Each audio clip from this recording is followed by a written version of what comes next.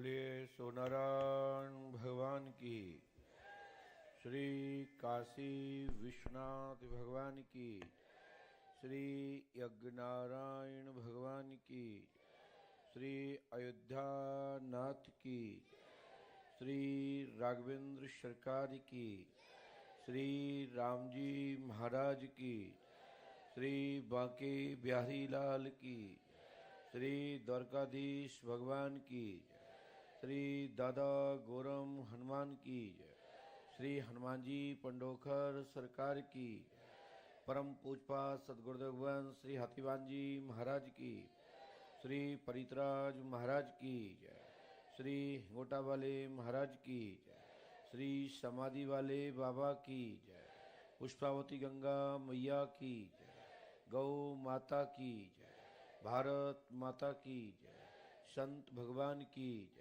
संत महापुरुष भगवान की, श्री हनुमान जी पंडोखर सरकार की, जय जय श्री राम।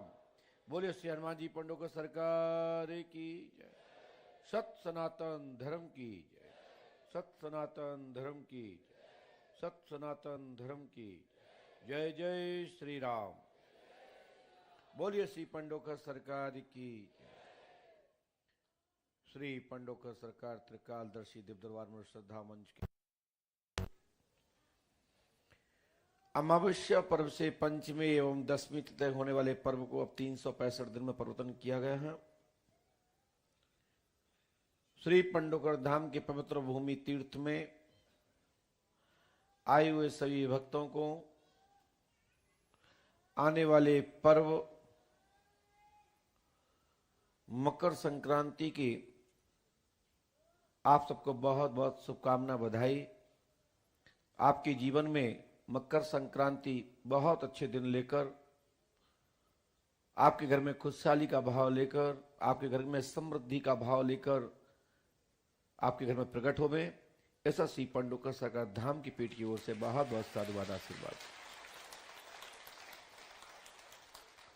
मकर संक्रांति के शुभ अवसर पर बहुत सारे नशा पदार्थों से बचना चाहिए, उससे आपके ग्रह प्रतिकूल दिशा में जाते हैं और उससे आपको हानि पहुंचती है। दुर्घटनाएं आदि भी नशा करने से, धूम्रपान करने से, नशीले पदार्थ को ग्रहण करने से आपको दिक्कतें होती हैं और स्वतः ही एक तंत्र बन जाता है, टोटका बन जाता है। मकर संक्रांति अलग अलग भाव से लोग मनाते हैं। सूर्य उत्तरायण होने के बीच और दूसरे संक्रांति के बीच में, दूसरे वर्ष की संक्रांति बीच में एक खर मास जिसको बोलते हैं, और मंगलकार के शुभ मुहूर्त इसके पश्चात बहुत अच्छे होते हैं। नशा पत्ता आदि धूम्रपान करने से टोटका भी हो जाता है, इससे बचें। इसकी जानकारी मैं 1-2 दिन में ही विस्तार पूर्वक बचाव और कौन से टोटके हो जाते हैं, विशेष पर्वों पर परहेज करना चाहिए। यहां तक कि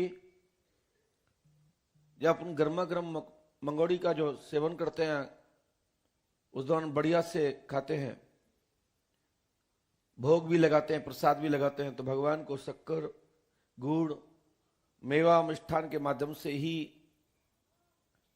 भगवान को भोग लगाना चाहिए। साथ ही सात्विक प्रसादी बनाएं और इष्ट अपने इष्ट देव को चढ़ाएं और फिर उसके बाद प्रसाद पावें। आपके जीवन की दिशा बदल जाएगी और आपके घर की खूब उन्नति, सुख, शांति, समृद्धि आपके घर में प्रवेश करेगी और साक्षात सरस्वती की कृपा आपके घर में बरसने लगेगी। सद्ज्ञान, सद्प्रकाश आपको प्राप्त होगा। साधकों के लिए भी ये बहुत अच्छा दिन होता है। वह है वो साधक जो विशेषकर इंद्रियां जागृत करना चाहते हैं, भगवान सूर्य की शक्ति प्राप्त करना चाहते हैं, यानी कि भुवन भास्कर की शक्ति प्राप्त करना चाहते हैं, यंत्र करणों की शक्ति प्राप्त करना चाहते हैं, तो तंत्र साधना के माध्यम से जो आपके तांत्रिक गुरु हों, जिनके परम सानिध्य में रहकर के जो साधना करना चाहते हैं या कर रहे हैं, जो आप ग्रहण या कोई विशेष पर्व हो पर आप लोग जो करते हैं साधनाएं, लोक कल्याण जनहित के देखते हुए सेवा करने के, जनमानस की सेवा करना, मनुष्यों की जो सेवा करने के लिए पृथ्वी का जो भार है, जो तंत्र या टोटक जादू द्वारा कुछ झाड़ फूक औजारों के द्वारा अनेक रुपये जो तंत्र कर देते हैं, आप लोग को लगता है कि मानव जाति नर रूपी जो मानव जाति है उसके ऊपर जो तंत्र मंत्र का प्रयोग किया गया है, हम इसको साधना करके काट सकते हैं। और वास्तविक नर ही नारायण की सेवा है। आप मानव की सेवा करते हैं तो मान के चलिए नारायण की सेवा कर रहे हैं। यदि इस भाव से जो साधना करते हैं उनके लिए माता भगवती कामाख्या, माता भगवती बगलामुखी आदि जो 10 महाविद्याएं हैं, तांत्रिक विधि से जागृत अर्जित करना चाहते हैं तो भगवान सूर्य नारायण को जल अर्घ देकर के वही जल से आचमान कर अपने गुरु से प्राप्त किए हुए मंत्र को आप जपेंगे, करेंगे जो उसकी विधि है, तो शीघ्र ही सफलता प्राप्त हो जाती है और उसी हफ्ते में वो शक्ति स्वतः काम करने लगती है, आपके सामने प्रकट हो जाती है। ऐसा महापुरुषों एवं संतों की वाणी है। हमारे कई साधकगण हैं जो मुझे समय बताते हैं, गुरुजी आपने बताया, मैंने किया, उससे मुझे लाभ मिला। यहां इतने अनेक भक्त जो यहां विराजमान है, माताएं, बहन, बेटियां, भाई लोग, वो भी मुझे बताते हैं कि गुरुजी जो आपने मुझे एक टोटका बताया था, जो यहां से मंत्र दिया था, जो उपचार दिया गया था, मैंने किया, उससे मुझे बहुत लाभ मिला। क्या मैं इसको करता रहूं? तो करते रहना चाहिए। और जब लाभ मिल जाए तो धीरे से उसको छोड़ देना चाहिए, एकदम ना छोड़े। 2 दिन बाद, 3 दिन बाद ऐसे उस मंत्र को करते जाएं और एक 2 दिन के गैप से उसको छोड़ते जाए। एकदम छोड़ेंगे तो दिक्कत आती है। जैसे कोई भी दवा जो कोर्स होता है, उसको लगातार दवा ग्रहण करते रहते हैं तो आदत में आ जाती है, उसके हैबिट पड़ जाती है, उसी के आप नशे में रहते हैं और वो गले बन जाती है। तो छोड़ते कैसे हैं? जैसे डॉक्टर बोलता है कि जो 3 टाइम की दवा है उसको 2 टाइम में कर दो, 2 टाइम की दवा है 1 टाइम में कर दो, धीरे धीरे उसको 2-3 दिन में लेने लगो। उसी प्रकार से मंत्र को भी छोड़ना चाहिए। एकदम छोड़ने से साइड इफेक्ट आता है, उसका असर आता है। हमारे बीच में बहुत सारे साधकगण आते हैं, वो कुछ गुप्त आते हैं, कुछ प्रकाश में आते हैं। वो सबको जनाना चाहते हैं कि हम साधक हैं। कुछ ऐसे साधक भी आते हैं जो गुप्त रहते हैं और सुनते हैं हमको बड़े ध्यान से, और हमारी बताई हुई चीज को, बताए हुए विधान को, उस क्रिया को करते हैं। और वो धीरे से लोगों का भी उसी क्रिया के माध्यम से, उसी टोटके के माध्यम से, उसी मंत्र के माध्यम से समाधान पहुंचाने का काम करते हैं। यही तो कृपा है, यही शक्ति है, यही गुरु का आशीर्वाद है। शक्ति या कृपा किसी को व्यक्तिगत नहीं दी जाती है, शक्तियां दी जा रही हैं। जो ग्रहण कर रहा है उसको शक्ति मिल चुकी है, जो सुन के रह गया उसको कुछ भी नहीं मिलता। विद्यालय में गुरु आचार्य आपको पढ़ाते हैं, जो मन से पढ़ लेते हैं वो बन जाते हैं, जो हवा में पढ़ते हैं तो वो हवा हवा ही हो जाते हैं, हवा में ही विद्या निकल जाती है। लास्ट में वो अपने जीवन में कहते हैं ना, पढ़ने में बहुत अच्छा था, सब कुछ अच्छा था, लेकिन गुरु को अनुसरण नहीं करता था। अपने आप को ईगो था कि मैं तो बहुत विद्वान हूं, मैं बहुत पढ़ा लिखा हूं, मैं सब मुझे को याद हो जाता है, और जब समय आता है तो वो जीरो हो जाता है। तो हमारे यहाँ एक कहावत है कि पढ़े लिखे अच्छे से अच्छे डिग्रीधारी जैसे भी उन्हें प्राप्त किए हो, लेकिन वो चप्पल चटकाते फिरते हैं। कहते हैं ना, उन कुछ भी हाथ नहीं लगा, कोई ना धंधा लगा, ना बिजनेस लगा, ना कोई जॉब लगी, क्योंकि वो पढ़ तो गए, डिग्री तो है, लेकिन उनके पास खुद की डिग्री पर विश्वास नहीं है। जो हमने डिग्री प्राप्त की है उस लायक मैंने विद्या ग्रहण नहीं की, इस कारण से वो व्यक्ति अपने कार्य से वंचित रहता है। कागज लेने मात्र से, प्रमाण पत्र लेने मात्र से डिग्री नहीं मानी जाती। विद्या हाथ में होती है ना, और फिर डिग्री हो तो उसकी बात ही अलग होती है। दोनों में फर्क है। डिग्री है, मान लिया आपके में डिग्री है, लेकिन आपने पढ़ा ही नहीं है, अध्ययन ही नहीं किया, उसका नॉलेज ही नहीं है, पैसा दिया, पास हो गए, डिग्री घर आ गई, तो मन में भ्रम रहता है। यदि किसी ने कुछ पूछ लिया तो हम उसको जवाब दे नहीं पाएंगे, तो वो व्यक्ति अपने कार्य क्षेत्र से वंचित रहता है, जिस लाइन की उसने डिग्री प्राप्त कर रखी है, क्योंकि उसके पास डिग्री तो है लेकिन विद्या नहीं है। तो आप लोगों से कहना चाहता हूं कि श्री हनुमान जी पंडुका सरकार के दरबार से जो भी आपको, कई साधकगण हैं जो दरबार चला रहे हैं, बस थोड़ा सा परिवर्तन कर देते हैं, आगे पीछे की कुछ चीज हटा लेते हैं और गुप्त वही बताते हैं जो मैं बोल रहा हूं। जैसे मैं कितनी बार बोल चुका हूं कि 5 लौंगों को किसी भी व्यक्ति पे यदि प्रेत बाधा है, कैसी भी प्रेत आदि बाधा हो, 5 लौंग लेकर के उसके बाएं हाथ या दाएं हाथ में बांध दीजिए, तत्काल उसकी बाधा में शांति पहुंचेगी, आप मरीज को राहत मिल जाएगी। अब कई लोग जो सुनते हैं, यदि हमने जैसा बताया यही बता दिया तो साधक लोग वो क्या कहेंगे, भक्त लोग जो मुझे सुन रहे हैं, ये तो पंडोकर सरकार ने बताया था, तो उसका असर हट जाता है। क्यों हट जाता है? क्योंकि उसके मन में सीधा पंडोकर सरकार समझ में याद आ जाते हैं। जब कोई दूसरा साधक क्या करता है, यही विधि को जोड़ देता है, ये 5 लौंग के साथ साथ इसमें 5 गेहूं के दाने रख देना तो कृपा होगी। मैं कहना चाहता हूं वो गेहूं का कोई असर नहीं है, असर वो लौंग का है। हम जाने तब कि उसमें से लौंग हटा दी जाए और फिर गेहूं बंधवा दिए जाए, फिर देखता हूं कैसे लाभ मिलता है। बस लेवल बदला, थोड़ा सा परिवर्तन किया, कॉम्बिनेशन बैठा और तांत्रिक बन गए, झाड़ फूक करने लगे। यदि हम जो बता रहे हैं और यही किसी साधक ने बता दिया तो सीधा जनता ये कहेगी, भक्त ये कहेंगे ये तो पंडोकर सरकार का बताया हुआ उपाय है। लेकिन मैं ये नहीं कहता कि मैं जो बता रहा हूं ये आप किसी को मत बताइए, बिल्कुल बताइए। हम बता इसीलिए रहे हैं कि ज्यादा से ज्यादा लोगों को लाभ प्राप्त हो और ऐसी प्रेतवादी, दुष्ट बाधा, नीच क्रियाओं के कारण जो आप परेशान हैं उससे आपको शांति मिले और पंडोकर धाम आप अच्छे से आ सको,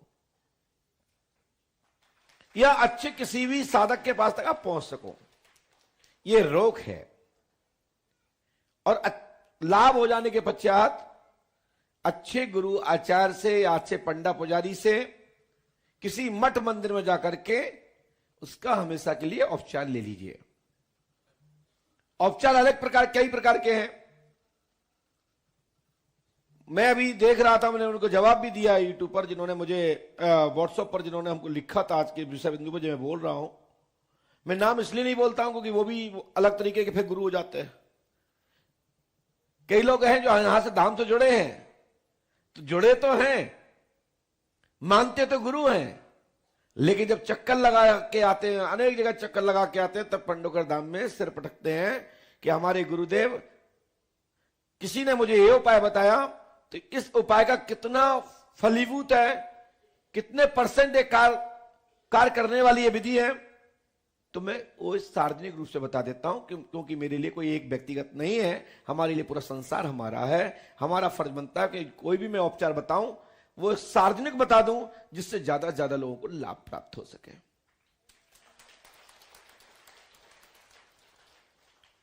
तो जब भी हम कोई विधि बताते हैं तो उसको अच्छे से सुनिए। पंडोकर धाम में नियम से 5 अमावस्या करिए, पहले की विनती 6वें गिनती का क्रम कीजिए। कई लोग अपनी अर्जी गलत कटवाते, मैं हजारों बार बोल चुका हूं। जो दस्तखत करते हैं या जो धागा बांधते हैं या जो मंदिरों के पुजारी हैं, इनको किसी को कोई मतलब नहीं है। बाद में आपके काम में बाधा आएगी तो हम कहेंगे आपने नियम से अर्जी नहीं कटवाई। फिर आप कहोगे कि मुझे किसी ने समझाया ही नहीं। तो हमसे ज्यादा अच्छा कौन समझा सकता है। मैं बार बार कहता हूं कि मेरा वीडियो जरूर देखिए और मुझे जरूर सुनिए। पंडोकर धाम में मात्र जो अर्जी का विधान है वो 2 ही अर्जी का विधान है। या तो प्रथम अर्जी 2100 रुपए की अर्जी कटती है और नियमित पर्ची 1100 रुपए की अर्जी कटती है। शेष 0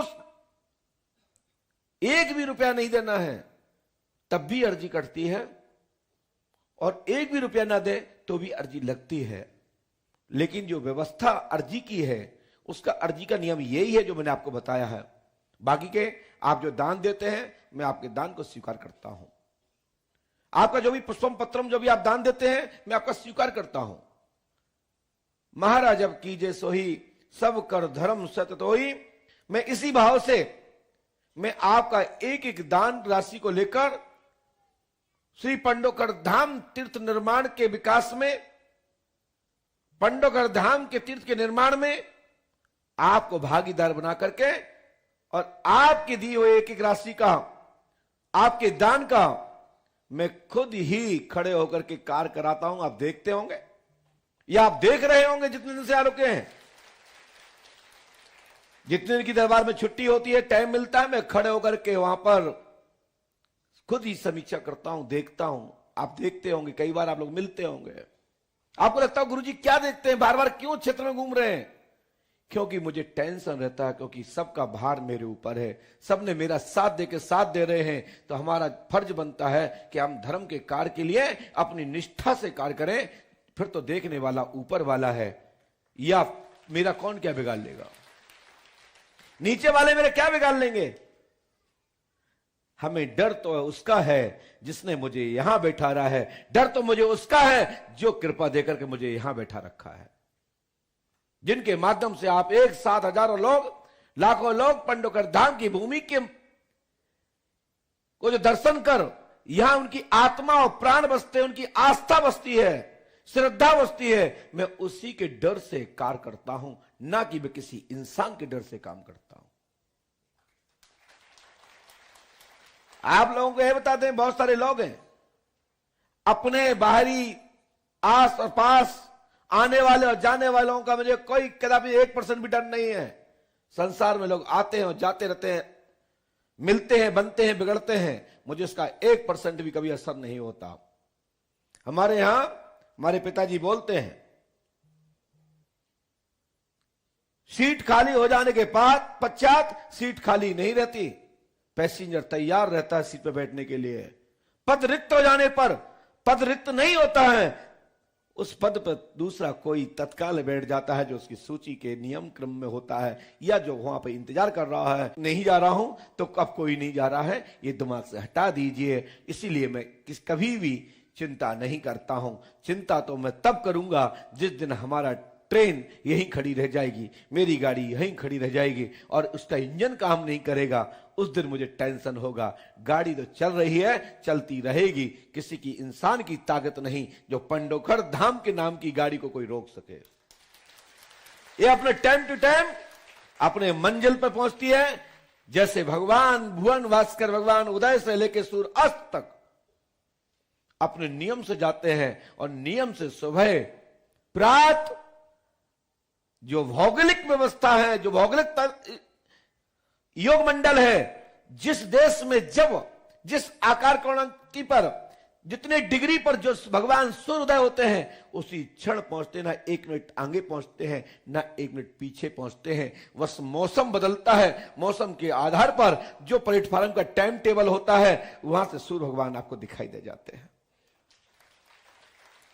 उसी प्रकार से श्री पांडवकर सरकार की संपूर्ण शक्तियां आस्थावान भक्तों को निरंतर दिखाई देती हैं। नास्तिक लोगों को न कभी दिखती थी न कभी दिखाई देंगी, इसकी भी मुझे चिंता नहीं कि नास्तिक लोग मेरे होंगे या नहीं होंगे, मुझे इसकी कदापि चिंता नहीं है। लेकिन जो हमसे दूर होंगे तो अवश्य चिंता होगी कि मेरे में कमी कहां आई जो हमसे हमारे लोग दूर हो गए।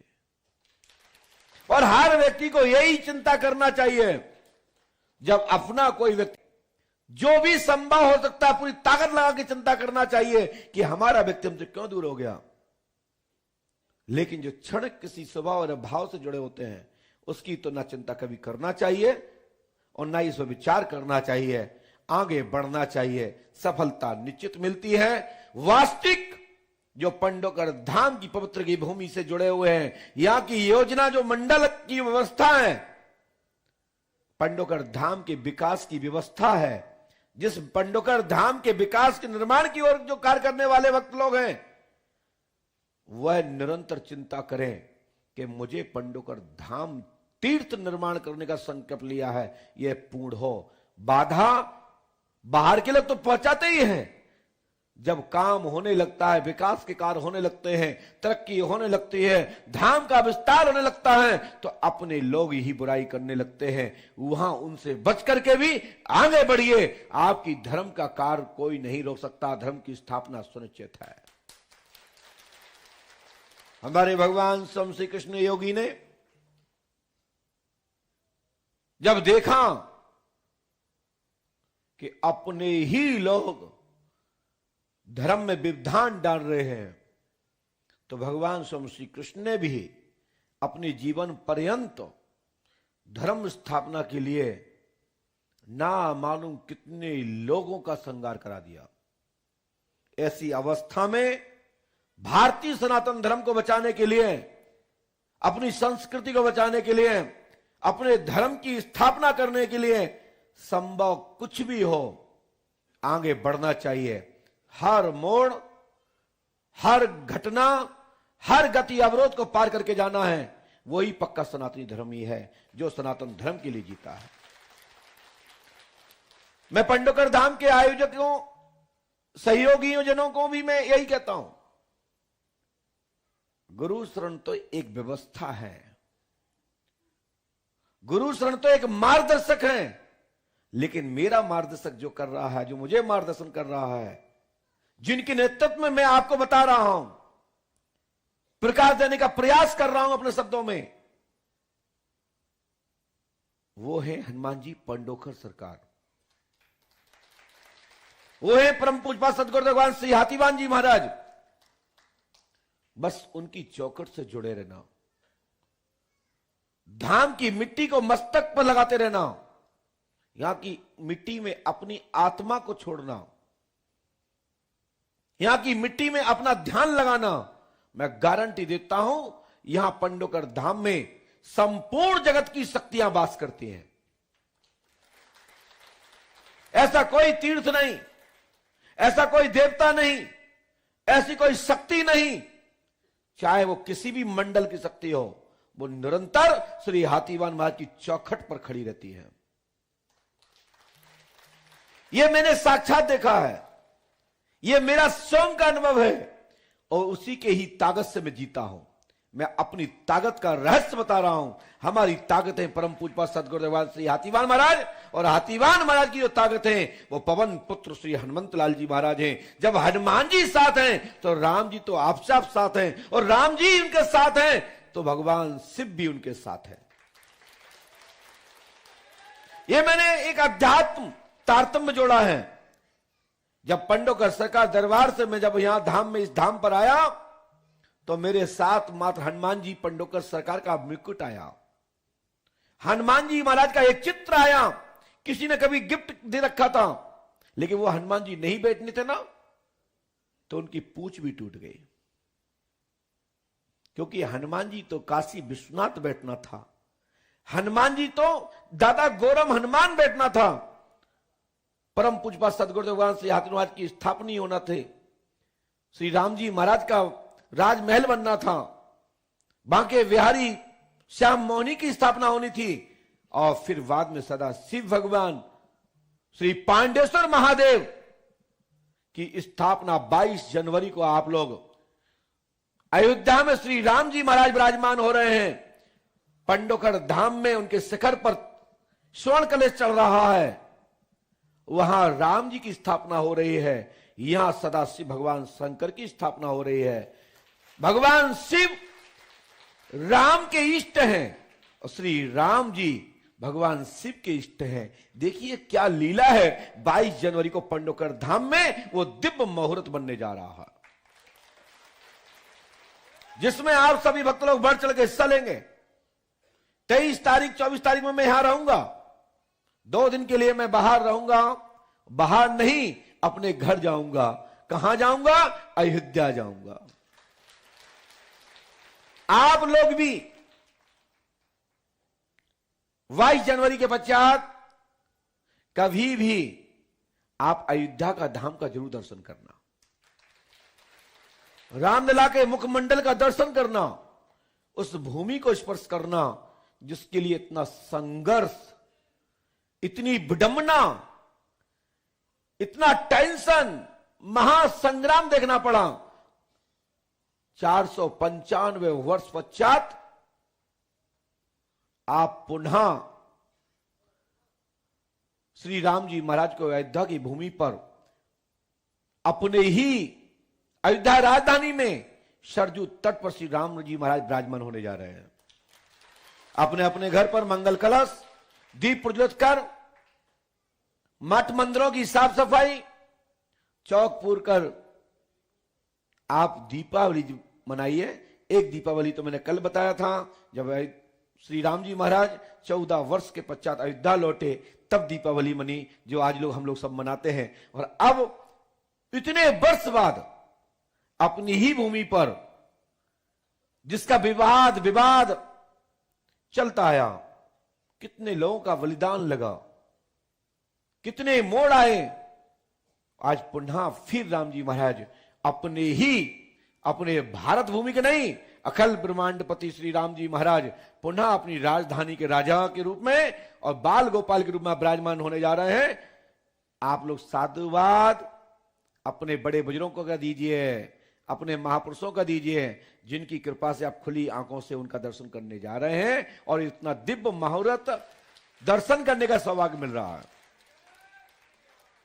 श्री पंडोकर सरकार त्रिकालदर्शी दिव्य दरबार के माध्यम से कैसे भी भूत बाधा प्रेत बाधा हो, संकट मोचन श्री हनुमान जी महाराज हनुमान पंच अखाड़े के माध्यम से बस वहां पर सुबह, दोपहर और शाम बैठिए। आध घंटा फोन घंटा सबको बैठना चाहिए। ये हर आदमी ये ना सोचे जो सुन रहा है कि हमको क्या भूत बाधा तो हम बैठे, उसमें तो भूत बाधा वाले जाते हैं। ऐसा नहीं है। कुछ भूत बाधा, प्रेत बाधा, दुष्ट ग्रह बाधा इत्यादि किसी पर खिलती हैं, सवारी के रूप में आती हैं, किसी को पीड़ा देती है, मात्र कष्ट देती है, फोड़ा करती है, फुंसी करती है, चेचक के दाग हो जाते हैं, बुखार हो जाता है, पेट दर्द होता है, सिर दर्द होता है। जो डॉक्टर ठीक नहीं कर पाते वो मान के चलिए कि वो भूत बाधा प्रेत बाधा है।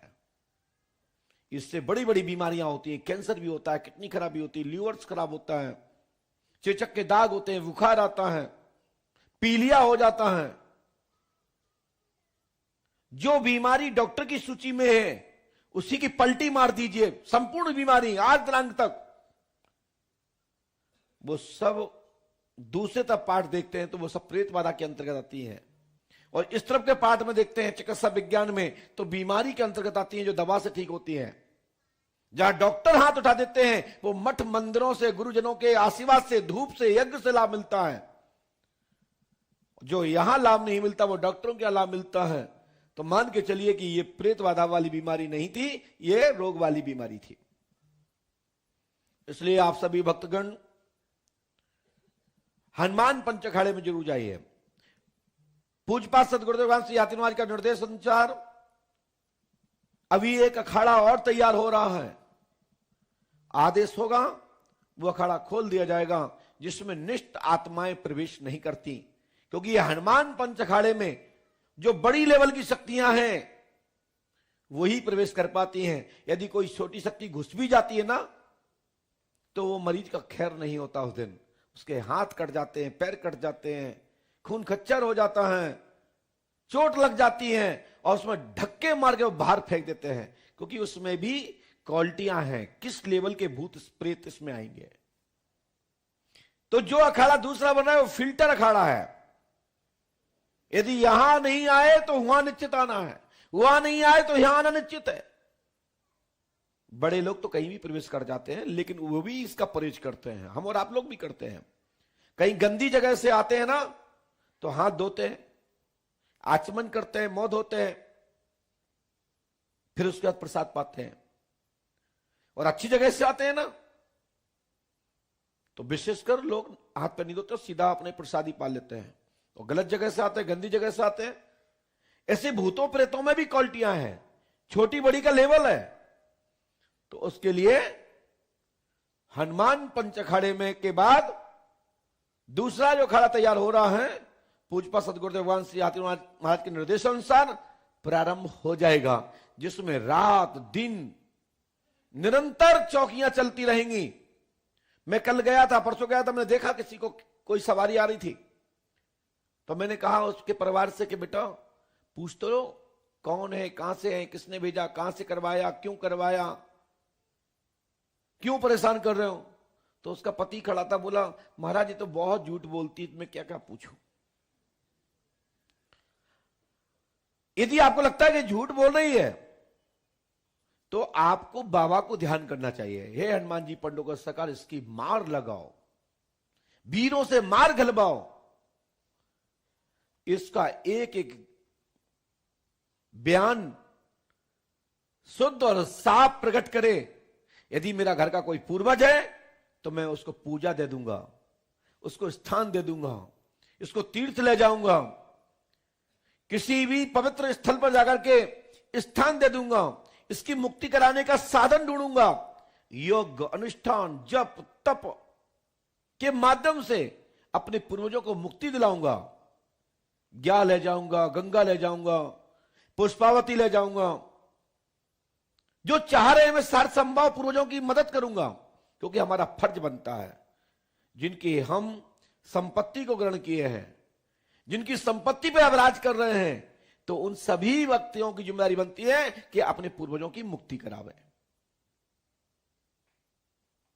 और जब आप मुक्ति नहीं कराओगे, उनका साथ नहीं दोगे, तो वो जरूर कष्ट देंगे। एक सज्जन बोले कि महाराज कभी किसी का पिता किसी के पुत्र को मारता है? मैंने कहा बिल्कुल नहीं मारता। लेकिन जब पिता को जब पुत्र नहीं पूछेगा, तो वो कब तक दे रखेगा? किसके घर रोटी खाएगा? किसका पानी पिएगा? दूसरे घर जाएगा, पकड़ा जाएगा, कहीं बंधवा दिया जाएगा, मार खाएगा। जब छूट के आएगा तो मैं छोड़ेगा? तो 2-3 तो गालें लगा ही देगा ना। जब बच्चे गलती करते हैं तो माँ बाप अच्छे से चमकाते हैं, अच्छे से कान टेढ़ा करते हैं, 1-2 पीठी में अच्छे से डंडी मार देते हैं, छड़ी मार देते हैं। ऐसे ही वो याद कराने के लिए सपने में आ जाते हैं, या सामने आकर के उनको ठेवा लगा देते हैं कि जिसको याद आ जाए, त्योहार के दिन ये याद आ जाए कि आज दीपावली है, आज संक्रांति है, आज दशहरा है, आज घर में शुभ अवसर है, और जो मुझे याद नहीं कर रहा। तो हर व्यक्ति को अपने घर के पूर्वजों को याद करना चाहिए। जो हमसे बिछड़ गए हैं उनको समय पर ध्यान देवें, तो मैं गारंटी देता हूं कि वो पूर्वज आपकी रक्षा करेगा। आपके घर में बाहरी आत्माओं को नहीं घुसने देगा। आपके घर में कोई भी बुरी आत्मा प्रवेश नहीं कर पाएगी। भला ही प्रश्न तो बहुत छोटा था उनका, उस प्रश्न पे इतना बोलना पड़ रहा है, क्योंकि प्रश्न मैंने कहा ना, प्रश्न तो छोटा होता है, उत्तर बहुत बड़ा होता है। हम चाहते तो बहुत छोटे में समझा सकते थे, लेकिन हम तो उसी पे ही अपना उद्बोधन देते हैं, उस पे ही अपना प्रवचन बोलते हैं, उसी पे मैं अध्यात्म स्वरूप जो मेरा अध्ययन है उसी को फिल्टर करके अपने शब्दों में सजो करके आपको मार्गदर्शन करता हूं। अपने अपने पूर्वजों से कृपा चाहते हैं तो पूर्वजों को ध्यान देना पड़ेगा। कभी किसी तीर्थ में जाते हैं तो याद करिए अपने पूर्वजों को कि हमारे जो भी पूर्वजगण हैं, जो मुझे याद हैं, वो लोग आके यहां स्नान ध्यान करें। जो उनको मैं नहीं जानता हूं, हम आपके वंश के हैं, मेरी आवाज सुन पा रहे हैं, आप आइए, पुष्पावती में स्नान करिए, गंगा जी में स्नान करिए, पंडों का सगा का दर्शन करिए। आपके पूर्वज तृप्त और संतुष्ट हो जाएंगे और आप पे कृपा करने लगेंगे।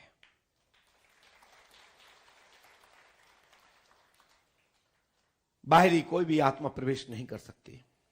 जब आपका पूर्वज आपके द्वारे पर नहीं होगा, आपकी दहली पर नहीं बैठा होगा, आपका पूर्वज आपका बड़ा बुजुर्ग गेट पर नहीं बैठा होगा, तो बाहरी बदमाश तो तुम्हारे घर में प्रवेश करेगा। फिर चाहे तुम्हारी इज्जत लुटे, कहते ना हमारी तो पूरी मान प्रतिष्ठा खत्म हो गई, हमारी बहू ऐसी निकल गई, हमारी बेटी ऐसी निकल गई, हमारा बेटा ऐसा निकल गया। कारण इसलिए कि कोई तुम्हारे धैर्य पे पूर्वज नहीं बैठा था, आपके धैर्य पे कोई बड़ा बुजुर्ग नहीं बैठा था। यदि आपके दादाजी, आपके पिताजी द्वारे पे ना बैठे ना होते, यदि बैठे होते तो बाहरी आदमी अंदर प्रवेश नहीं कर पाता। यदि आपका घर का बड़ा बुजुर्ग कोई है ना, द्वारे पे बैठा डंडा रख के ना, तो वो गेट बजा के आएगा, वो बोलेगा बताओ क्या काम है, तो आपके लड़का बेटी बच्चे दूसरे उसके बाहरी लोगों से बात ही नहीं करेंगे। और जिसके घर पे द्वारे पे बड़ा बुजुर्ग नहीं बैठा होता ना, तो लोग कहते हैं मेरी लड़की चली गई, मेरी बहू चली गई, मेरा मोड़ा चला गया। कहां चला गया पता ही नहीं, किसके साथ चला गया या चली गई। कारण यह है कि कोई दौरी पर कोई टोकने वाला नहीं था। यदि टोकने वाला होता तो तुम्हारे घर में यह मान प्रतिष्ठा न गई होती, क्योंकि आप लोग अपने बड़े बुजुर्ग से दूर होना चाहते हो। और जब बड़े बुजुर्ग रोकते हैं, उसके बाद एक नई नवेली की चक्कर में, नई नवेला का चक्कर में घर छोड़ के बाहर चले जाते हैं, प्रदेश में दूसरे देश में रहने लगते हैं। उस घर में निश्चित ही है कोई ना कोई तीसरा प्रवेश कर जाता है और उसका घर समाप्ति की दिशा में होने लगता है। यह मैं बात किसी भाई के लिए नहीं बोल रहा हूं, किसी बहन के लिए नहीं बोल रहा हूं, किसी बेटी के लिए नहीं बोल रहा हूं, किसी माता के लिए नहीं बोल रहा हूं, बस घर की रखवाली, घर की तरक्की के लिए यह सूत्र बता रहा हूं। नहीं तो देख लीजिए, जिनके घर में जो घटना घटी होगी ना, उनके घर में यही होगा कि कोई व्यक्ति बड़ा बुजुर्ग दहली पे नहीं बैठा होगा, क्योंकि उनमें आपने लात मार के अपने मां बाप को दूर कर दिया होगा, कोई टोकने वाला नहीं बचा होगा। इसलिए तुम्हारे घर में जिंदा भूत चले जाते हैं, जिंदा भूत घुस जाते हैं और जिंदा आदमी को ले जाते हैं। इसलिए अपनी मान प्रतिष्ठा के लिए आगे बढ़ना है तो अपने माता पिता का सम्मान करना पड़ेगा। और माता पिता, वो माता पिता का जिस माता पिता के मन में अपने बच्चों के प्रति भेद ना हो, फिर तो बात ही अलग है। जिनके माता पिता में बच्चों के प्रति भेद हो, तो वो पिता के लिए विचार करें कि कुछ दाल में कुछ काला है। ये मैंने बहुत बड़ी बात कही है, सुनने वालों की बहुत छोटी बात है। जिन्होंने मुझे इस विषय प्रसंग को लिखा, मैंने उनको वॉइस आवाज भी भेजी। आपने सुना होगा, मैं जब आप भजन चल रहा था, मैंने वॉइस आवाज उनको डाली और मैंने उनको उत्तर दे दिया। कुछ भूत भगाए जा सकते हैं जो वास्तविक भूत प्रेतवाद वाले होते हैं, जो जिंदा भूत होते हैं, जिनको मैं पहले भी कई बार बोल चुका हूं, उन्हें कहते हैं सेल्फ स्टार्ट। वो पहले से फोन करता है, कल 3 बजे आपको हु करना है, फिर मैं आऊंगा, गाड़ी से ले जाऊंगा, आपको झड़वाऊंगा, फुकवाऊंगा, 3 दिन अपन साथ में घूमेंगे फिरेंगे। मैं सही बोल रहा हूं, हंसना नहीं, दांत मत निकालो। इस प्रकार के भूत हो तो सवेरे ही बैग उठा कर निकल लो। और कभी नंबर आ गया और हमने खोल दी तो घर वाले अच्छे से तुम्हें ठोकेंगे। सही कह रहे हैं भाइयों, सही कह रहे हैं माताओं बहन बेटियों, ये मेरा अनुभव है। मैं इन आंखों से और इस हाथ से लाखों पर्चा लिख चुका हूं, लाखों लोगों को इस आंखों से स्किन करके भेजा है। मैं इसलिए साफ बोलता हूं कि मुझे लोग बड़े गौर से सुनते हैं, लेकिन ये भी कहते हैं कि गुरुजी वो तेज तराट है, भगा देते हैं, कहते हैं आउट गो। दम है तभी तो बोलता हूं, इतना कोई बोल के तो देखे, कोई गाल में थप्पड़ देके आ जाएगा। हमसे बोल के देखे कोई आउट गो, जब ही बोल पाएंगे तब मैं आपको कुछ चीज दूंगा, और आप नहीं मानेंगे तो यहां से कहता हूं उठ, गो, हट यहां से बाहर, क्योंकि आप समझना नहीं चाहते हैं। और जो समझना चाहता है उसको मैं समझाता हूं, और जब तक समझाता हूं जब तक मेरी आत्मा खुद संतुष्ट ना हो जाए कि हां ये व्यक्ति अब समझ चुका है, अब इसको जाने की आज्ञा दें। अब वो समझने के बाद नहीं समझ रहा है, तब मैं उस प्रकार का इस शब्द का प्रयोग करता हूं। गुरु तो चाहता है कि शिष्य अच्छे से सुने, अच्छे से अनुसरण करे, आगे जीवन में बढ़े। ये सच्चा गुरु ही कर सकता है।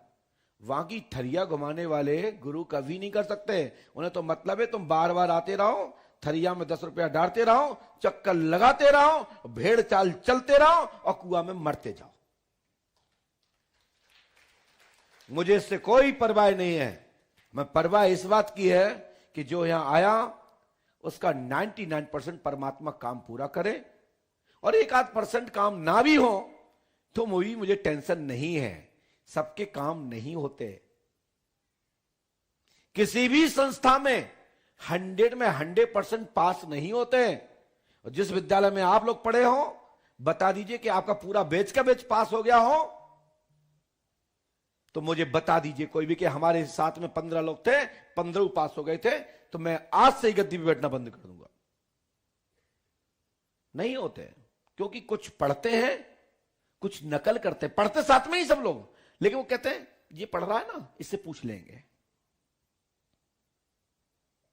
जो वास्तविक पढ़ते हैं, ध्यान से, मगन से, संकल्पित होकर के, लक्ष्य बना करके आगे बढ़ते हैं, वो सफलता पाते हैं। और जो मात्र बैठते हैं, देखते हैं, समझते हैं, करते नहीं हैं, वो जीवन में कभी कुछ नहीं कर पाते हैं।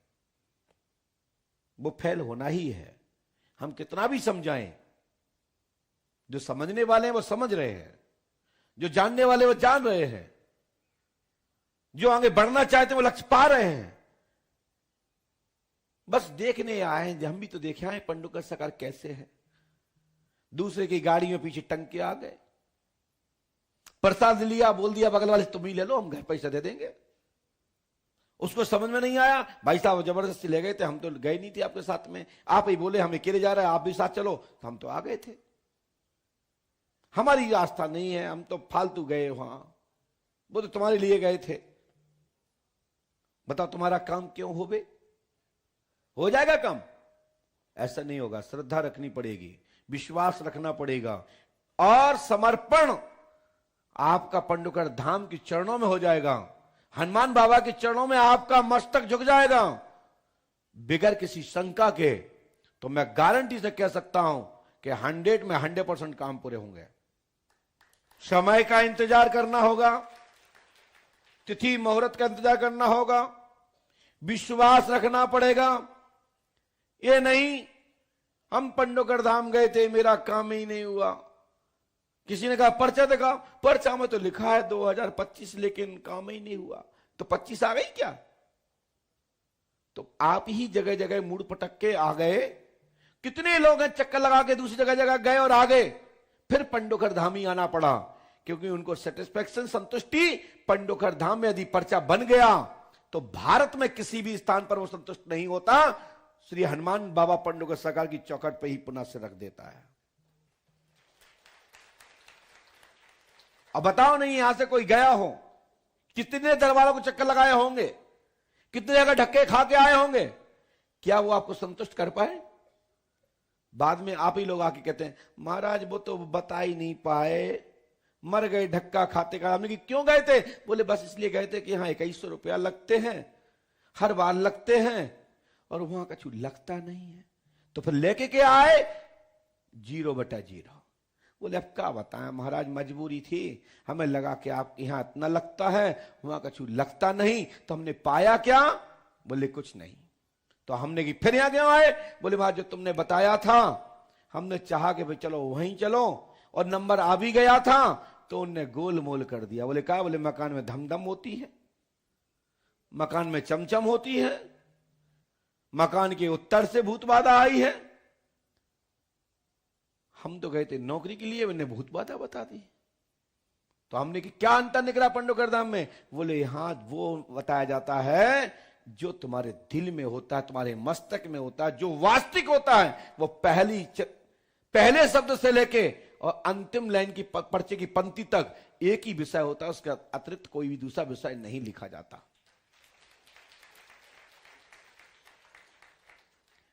मैं तो ऐसे पर्चा बनाने वाला रोज पैदा करूं। यदि मैं 2-4 ट्रिक बता दूं कि तो कई पर्चा लिखने वाले बाबा बन जाए, और बन गए। मैंने बताया है सारे में वो बाबा बन गए, पर्चा बनाने लगे। लेकिन वो पर्चा बना कैसे रहे? आपने कभी पढ़ाई की हो जिंदगी में, या किसी शादी किस किस की हो गई, हाथ उठाए। बाजार से कुंडली किस किस के पास है बताइए? उसमें कुंडली का फॉर्मेट छपा होता है और कुछ लाइन छूटी रहती है, उसमें लाइन छूटी रहती है। उसको क्या बोलते हैं? बिलंदा रिक्त स्थान। जो खाली स्थान होते हैं वो सुन के भर देना। और एंटीबायोटिक भाषा पूरी लिखी होती है, उसमें लिखने की जरूरत नहीं होती। जैसा उसने कहा और कहा तुम्हारे मन में एक प्रश्न और है, फटाक से रिक्त स्थान भर दिया, बाबा की जय हो।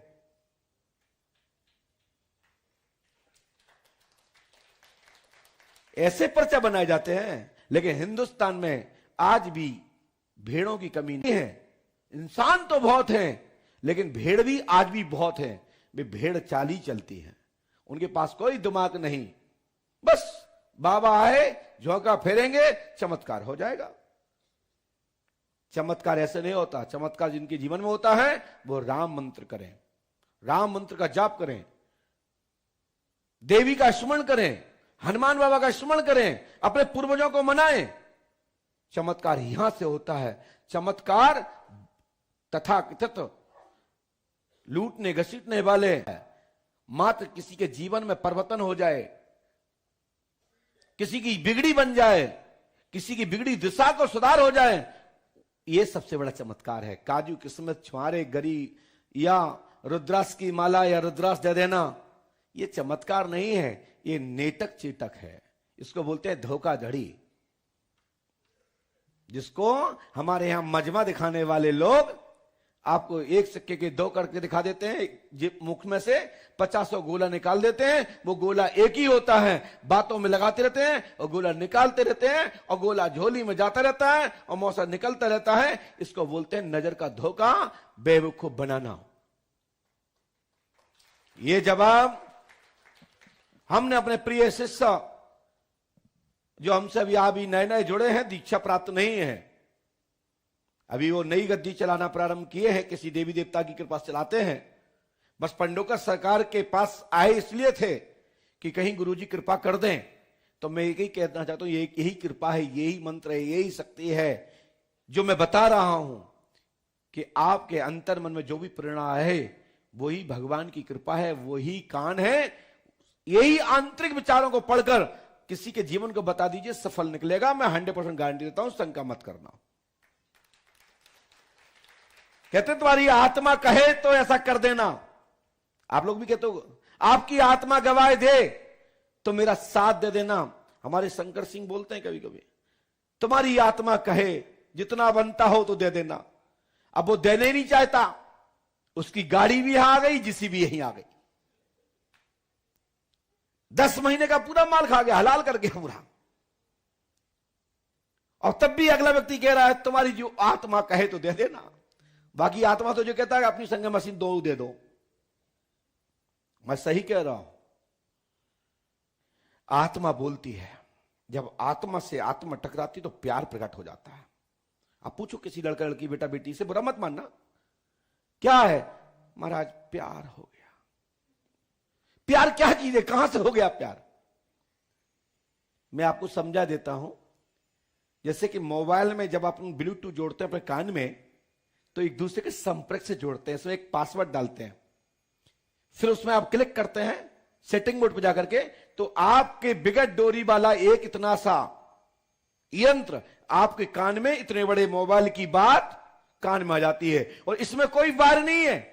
जो 10 नंबर लगा रहा है उसके पास फोन पहुंच रहा है, जिसके पास भी चला जाएगा। पूरी दुनिया में किसी ना किसी के पास फोन पहुंच जाएगा। पहुंच जाता है कि नहीं पहुंच जाता है? तो ऐसा कौन सा यंत्र है जिसमें पूरी दुनिया जुड़ी है? ये वाला यंत्र जुड़ा है इसमें, ये वाला। इसके द्वारा ही ये बना है। इसके द्वारा यह नहीं बना, इसके द्वारा यह बना है। इसलिए संसार में यह है, जिससे जुड़ जाता है ना, तो संसार का कोई भी सॉफ्टवेयर हैक नहीं कर सकता, लेकिन इसको हैक किया जा सकता है। यह मैं विज्ञान की पद्धति से बोला हूं। यदि आपका हनुमान जी से कांटेक्ट हो गया, हाथीवान जी महाराज से कांटेक्ट हो गया, आपकी वास्तविक श्रद्धा उनकी चौकट से लग गई, आपका कोई भी चुगलखोरी करने वाला व्यक्ति तुमको वहां से दूर नहीं कर सकता। जब भी आप होंगे तो आपके मन में अविश्वास का भाव आएगा, उस दिन आप कट हो जाएंगे। जैसे मोबाइल से ब्लूटूथ दूर होता है ना, एरिया चेंज होता है। मोबाइल पंडोकर धाम में हो और आप मुंबई में हो, तो क्या ब्लूटूथ काम करता है? क्यों नहीं करता? क्योंकि उसका दायरा नहीं है।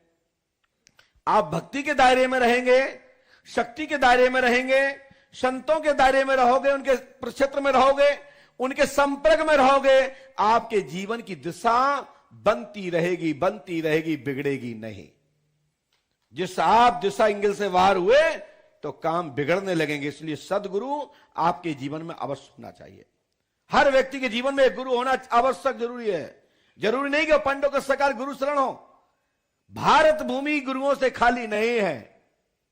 भारत भूमि में एक से एक महापुरुष योगी हैं, जिनके दर्शन मात्र से कल्याण हो जाता है।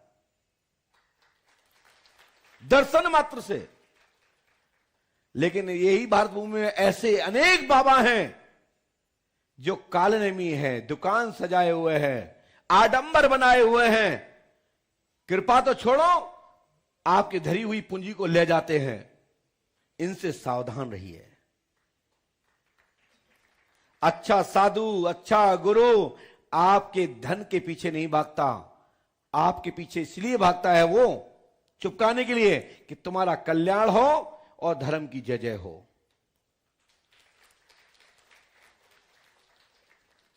आप बताइए,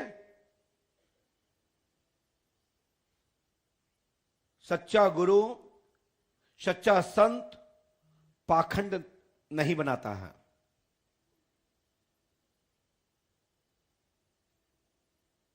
रावण इतना बड़ा विद्वान था, महायोगी था, 4 वेद, 6 शास्त्र, 18 पुराणों का, ज्योतिष का, मीमांसा का बहुत बड़ा आचार्य, जिसको भगवान श्री राम जी महाराज ने शाह सम्मान पूजित किया। उनसे, उनके द्वारा लंका पे विजय प्राप्त करने के लिए मार्ग पूछा, अनुष्ठान करवाया और भगवान श्री रामेश्वरम, भगवान सदाशिव की स्थापना की। रावण जानता था कि मेरे ऊपर विजय पाने के लिए, मेरी लंका पर विजय पाने के लिए मुझे आचार्य बनाया, क्या पूजा करनी चाहिए थी? उसने कहा नहीं, मैं जाति का पंडित हूं, मैं गुरु हूं, मैं ऋषि पुत्र हूं, मेरा धर्म बनता है, कोई यजमान, कोई याचक मेरे द्वार पे आया हमसे कुछ विद्या लेने के लिए, कोई शक्ति लेने के लिए, तो पहले मैं शक्ति दूंगा, उसके बाद व्यक्तिगत विरोध रखूंगा। सब कुछ कृपा देने के पश्चात भी वही रावण ने राम जी पर विजय पाने के लिए नकली बाबा तैयार कर दिया, काल नेमी बनाया, और जो कि वो आशीर्वाद खुद दे दिया कि जा तुम्हारी विजय हो, तुम्हारी मनोकामना पूरी हो। तो मैं कहने का मतलब यह है, नकली लोगों से सावधान रहिए, इनके आडंबरों में मत पड़िए, आपका नुकसान होगा, साथ ही सनातन नष्ट होगा। इसलिए सनातन धर्म की जय हो। सनातन धर्म की रक्षा के लिए सबको जागरूक रहना चाहिए और नकली को परखना चाहिए, जानना चाहिए, परीक्षा भी लेना चाहिए, लेकिन ऐसी परीक्षा नहीं कि मार पीट के भगा दो। यहां की परीक्षा, उसकी बॉडी, उसकी लैंग्वेज की परीक्षा, उसके ज्ञान की परीक्षा। उसके बाद यदि नहीं समझ में आता तो धीरे से भिक्षा देकर के उसको निकाल दीजिए और कहिए महाराज श्री किसी अन्य घर में देखो, हम आपकी सेवा में समर्थ नहीं है, जितना भी है आप लो, हमसे भोजन पाओ, अंग वस्त्र पहनो, किराया लो, जय सीताराम। लेकिन उसका अपमान मत करें, बस दूरियां बना लें। समझ जाइए कि यह गलत है। यह हमारे सतपुरुष ने एक थर्मामीटर रूपी एक ज्ञान दिया है। इसी के साथ आज की अपनी वाणी विराम चलते हैं, फिर आगे आपको मार्गदर्शन करेंगे। पहले चलते हैं दरबार की ओर, जिसके लिए आप इंतजार कर रहे हैं। सभी लोग राम मंत्र का और राम नाम संकीर्तन, राम नाम की शक्ति से, भक्ति से एक आभा मंडल तैयार करिए। अभी तो ऐसा लग रहा है जैसे आप क्रांतिकारी गुरु के कोई भाषण सुन रहे थे, आप गुस्सा में जोश में आ गए हो। थोड़ा होश में आइए, चेतन बनिए और आइए दरबार की ओर, जिसके लिए आप आए हैं कि सबका कल्याण हो, सबका भला हो, मेरे परिवार की उन्नति हो, हमारा उत्थान हो, हमारे रुके हुए काम बने। उसके लिए लाइट बनाइए, फिर लाइट पाइए। बोलो श्री राम जय जय राम। हाथ उठा के श्री राम जय जय राम।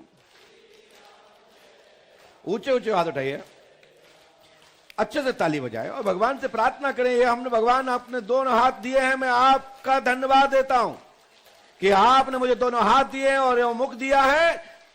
मुख पवित्र करने के लिए, अपने जीवन की आत्मा को पवित्र करने के लिए, अपनी बिगड़ी बनाने के लिए भगवान से प्रार्थना करिए हाथ उठा करके। बोलो श्री राम जय जय राम। श्री राम जय जय राम। श्री राम जय जय राम। श्री राम जय जय राम। श्री राम जय जय राम। श्री राम जय जय राम। श्री राम